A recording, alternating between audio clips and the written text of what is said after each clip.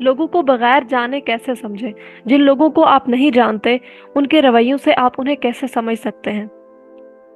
टांगे क्रॉस करना। जो लोग बैठते ही अपनी टांगे एक दूसरे पर रख कर बैठते हैं, वो आमतौर पर ज्यादा ख्वाब देखते हैं और कुछ बड़ा करने की ख्वाहिश रखते हैं।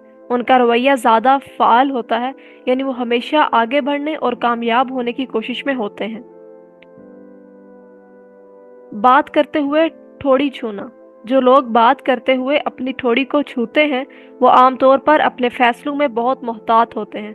वो जल्दी फैसले नहीं करते, बल्कि हर चीज पर अच्छी तरह गौर करते हैं ताकि कोई भी गलती ना हो।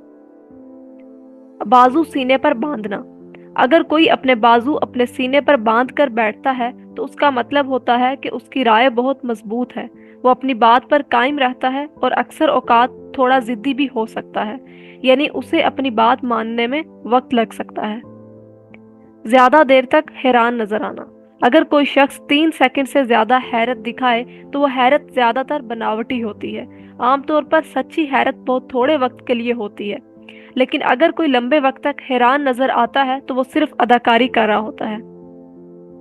हर बात पर ज्यादा हंसना।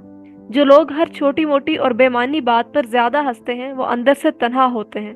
ये हंसी उनके अंदर के दुख को छुपाने की कोशिश होती है, क्योंकि वो खुद को अकेला महसूस कर रहे होते हैं। बात करते हुए आवाज में उतार चढ़ाव।